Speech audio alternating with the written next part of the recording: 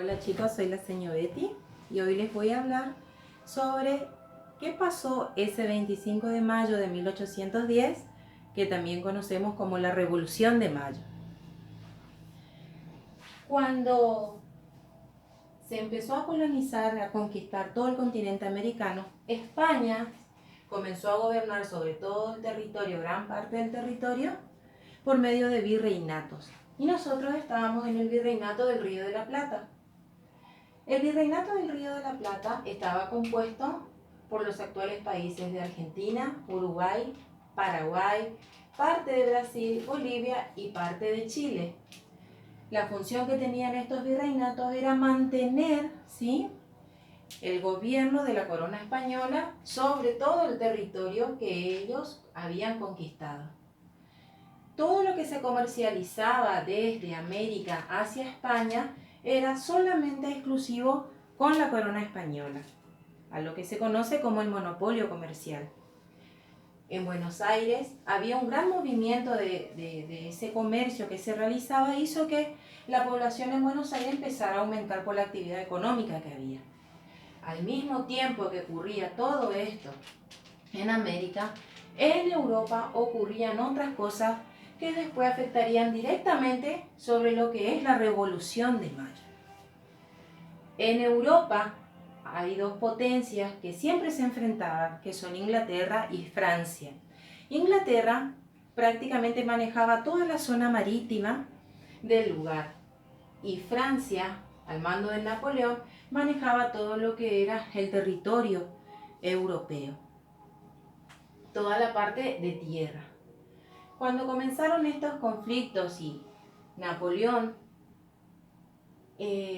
hace una barrera, clausura todo lo que entraba de Inglaterra al continente europeo, todo lo que sea comercialización, él hace un bloqueo de la entrada de las naves inglesas hacia el continente. Entonces los ingleses comenzaron a buscar nuevas rutas y así llegan hasta el puerto de Buenos Aires y quieren invadir Buenos Aires, que es lo que nosotros conocemos como las invasiones inglesas. Pero los criollos se enfrentan a los ingleses y salen vencedores y los ingleses se tienen que retirar. Napoleón, al realizar ese bloqueo, quiere invadir Portugal, que Portugal es un país que está cerca de España y era aliado de Inglaterra. Invade Portugal y también España, destrona al rey Carlos IV y toma preso a su hijo Fernando VII. Como ellos gobernaban sobre nosotros por medio de virreinatos, ¿sí?, en representación al Fernando VII estaba acá un virrey, que era el virrey Cisneros. Cuando esa información llega al Río de la Plata, ya habían pasado 1 o 2 años. Recuerden que en esa época las noticias no llegaban rápido, venían en barco. Entonces, en ese momento, los criollos pidieron al virrey Cisneros que se convocara a un cabildo abierto, ¿sí?, a un cabildo abierto, en donde personajes de la época que eran conocidos como ilustrados, se los decía ilustrados porque tenían esos pensamientos de libertad, pensamientos de república, de una división de poderes. En su mayoría eran estudiosos, abogados, y entre esos tenemos, por ejemplo, a Mariano Moreno, Manuel Belgrano, tenemos a Alberti, a Castelli. Son personajes que hicieron mucho en la historia de ese momento y lo que continúa a partir de ese 25 de mayo de 1810. El 18 de mayo se pide esa reunión llamada Cabildo Abierto, ¿sí? Después, el 22, se juntaron los vecinos para destituir al virrey Cisneros. Se discutía por qué se tenía que armar una nueva junta, porque el rey estaba preso, entonces no había quien nos gobierne. Entonces se forma una nueva junta, pero estaba presidida nuevamente por el virrey Cisneros. Entonces, otra vez los criollos piden que se destituya y que se arme otra junta. Y así se formó la primera junta de gobierno, que es el primer grito de libertad que tenían en ese momento para comenzar a independizarse de la corona española.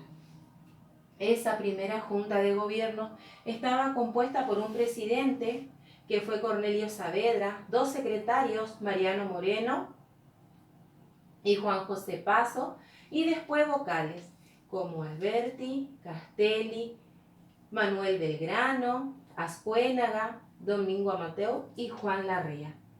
Ellos fueron los que formaron esta primera junta de gobierno. Y ahí comenzó nuestro camino hacia la independencia de la corona española.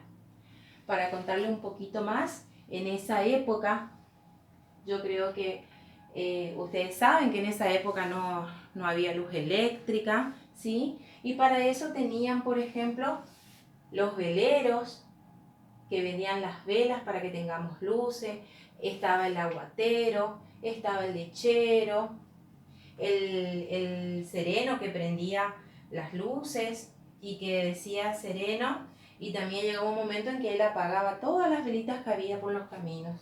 Estaban las damas, los caballeros, estaba la que hacía los pastelitos, la que vendía las empanadas, el escobero, la lavandera, ¿sí?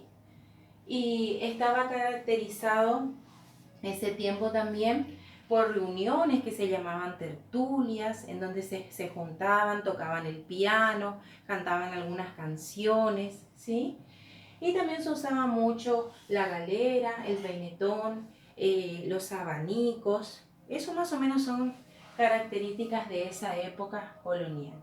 Espero que les guste y que les haya servido.